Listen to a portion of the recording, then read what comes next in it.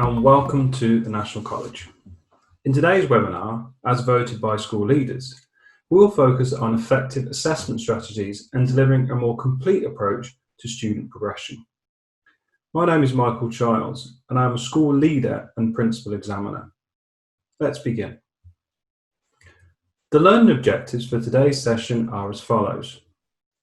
We will look at understanding how to make assessment reflective, consistent, fair, and representative of students' level of knowledge, skills, and ability. We will look at recognising the importance of a more holistic approach to assessment and avoiding unconscious bias.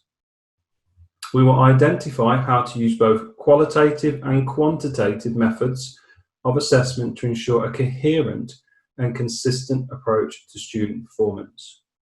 We will look at using assessment to help develop teaching and learning practice and to support different levels of student ability and their ongoing development. We'll look at implementing assessment methods that can minimise extra workload and recognising the impact on both teacher and student wellbeing.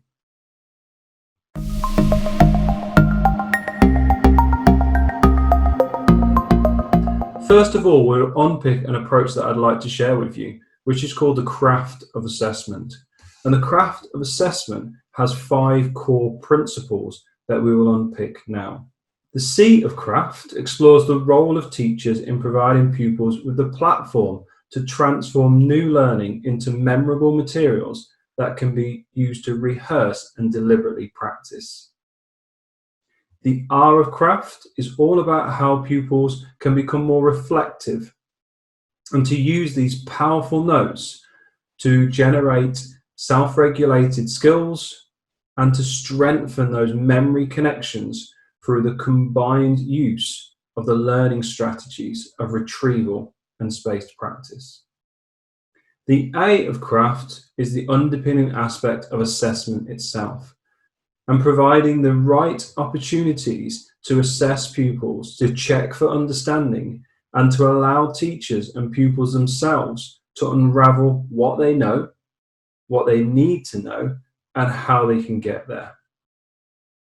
And in the F and T of craft have combined these together.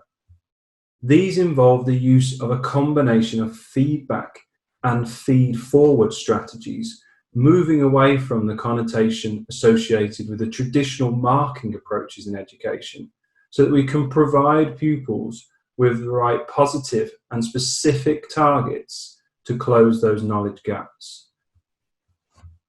So let's carry on and let's move into the main part of the webinar.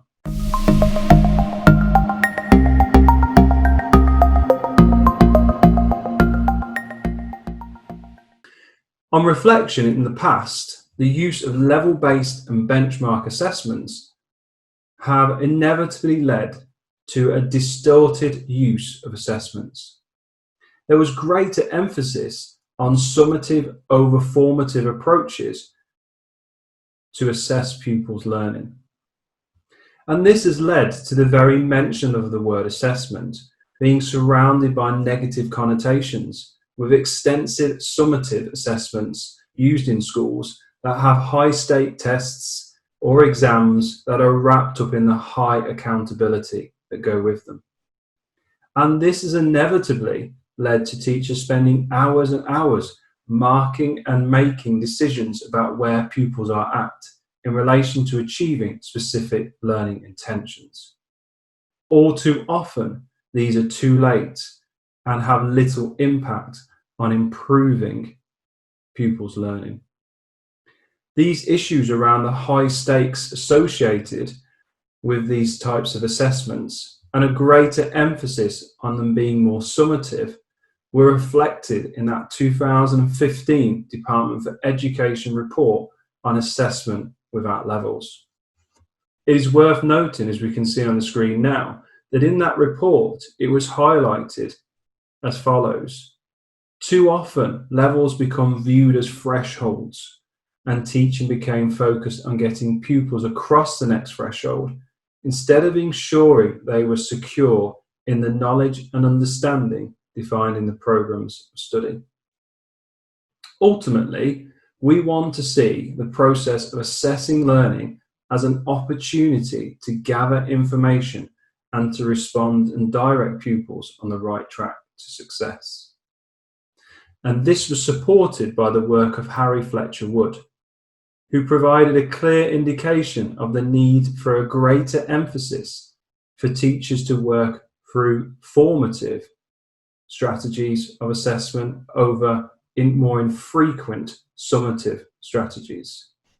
And he said that when assessment is formative, the aim is to reveal pupils' weaknesses so that the teacher can act on them. When assessment is summative, the aim is to give pupils a final grade, and so there can be pressure to try and conceal and gloss over that understanding. If we take the example of a train journey, when you reach the end of the track and disembark the train, that's the end of the journey, which is similar in the way to the use or previous use of formative assessment. It sort of suggests that actually the learning has finished to that pupil and there's no need to make any other alterations or changes. A format instead of regular formative assessment and more infrequent summative assessment should form the part of a toolkit of responsive teaching strategies. And these can be integrated into lessons through the use of low-stake, high-impact assessments and infrequent summative assessments. And therefore, we can split the two as follows. We end up creating an opportunity where assessment is used to support learning through a formative approach and to clarify what pupils have achieved at the end, which is more infrequent through a summative approach.